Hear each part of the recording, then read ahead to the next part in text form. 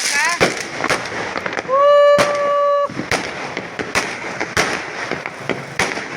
Happy Diwali.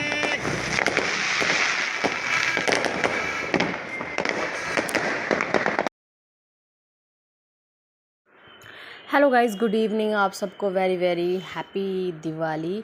तो guys मैं बता दूं कि हम लोग गए थे अपने गांव यानी कि करण के गांव पूजा करने के लिए, पितरों पे पूजा करने के लिए गए थे। तो यहाँ पर और भी रिश्तेदार मिल गए हमारे को। तो ये हैं हमारे जो पितर हैं, उनकी जो मतलब बना रखी थी उनकी छवि, वो हैं। और सारे के सारे बच्चे सब यहाँ पर बैठ चुके थे, करण बैठ चुके थे।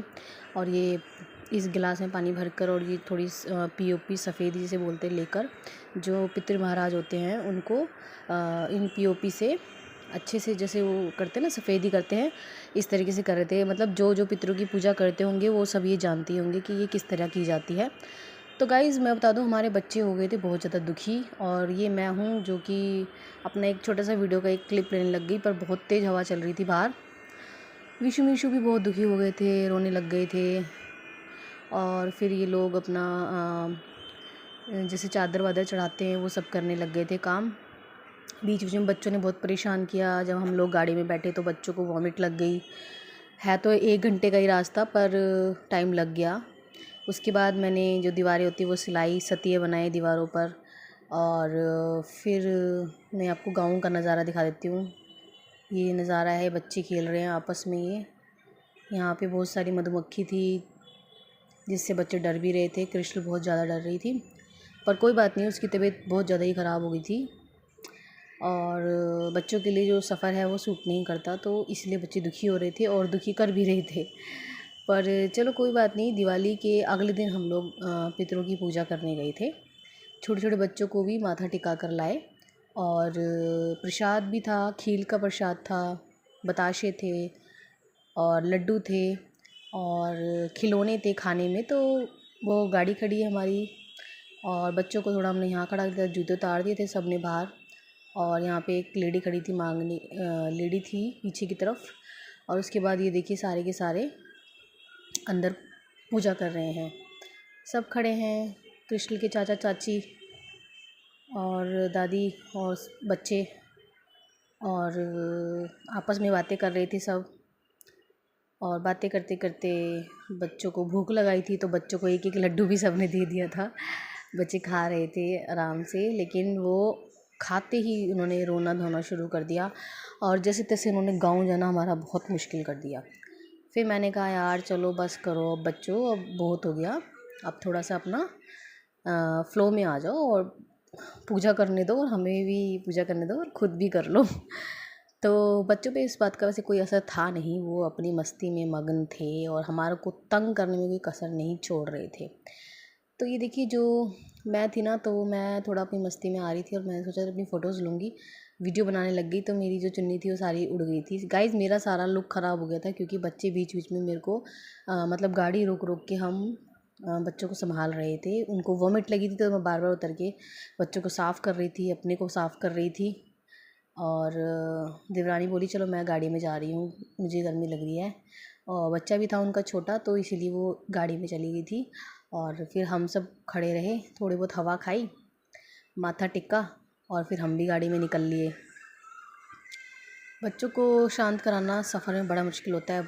हवा बड़ी अच्छी चल रही थी और मेरे से ये सूट जो था वो कैरी ही नहीं किया रहा था, क्योंकि मेरे को सिर पे चुन्नी लेने की आदत नहीं है, पर लेनी होती है। पता ही होगा जो जो पितरों की पूजा करते होंगे कि सर पे चुन्नी लेकर ही बैठना है, बल्कि थोड़ा घूंघट सा भी करना होता है। तो चलो कोई नहीं, कभी कभी तो चलता है ये सब कुछ, और करना भी चाहिए।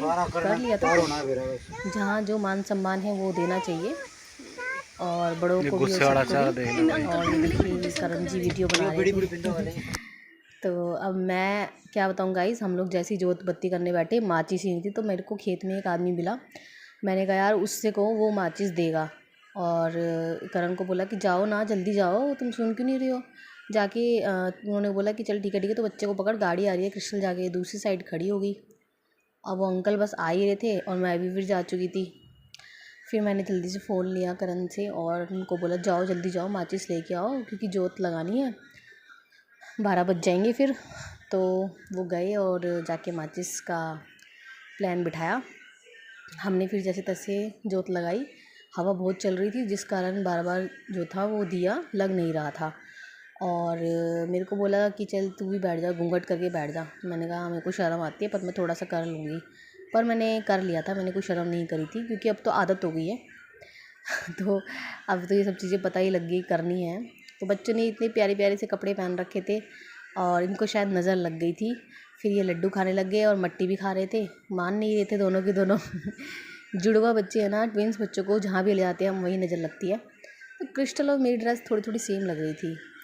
तो गाइज़ इस तरीके से हम लोगों ने माथा टेका और जोत बत्ती लगाई, खीर बताशों का प्रसाद चढ़ाया, फिर लड्डुओं का प्रसाद चढ़ाया और फिर हम लोग पूजा करके बाहर आने लग गए। उसके बाद बच्चों ने डिमांड करी हमें भूख लग रही है, तो उन्हें खाना क्या ही खाना देते, तो हमने उनको एक एक लड्डू ही पकड़ा दिया क्योंकि पूजा करने में वक्त लगता है। और ये जो पूजा थी ये थी भी साल में एक बार ही होती है यहाँ पर। फिर उसके बाद हम लोग आ गए थे गाँव, फफड़ाना गाँव, शायद यही गाँव का नाम है, मुझे नाम भी लेना नहीं आता ढंग से। तो मैं जल्दी जल्दी चलने लग गई थी कि हाँ चलो। चप्पलें नहीं पहन रखी थी मैंने, सिर्फ क्रिस्टल पहन के जा रही थी।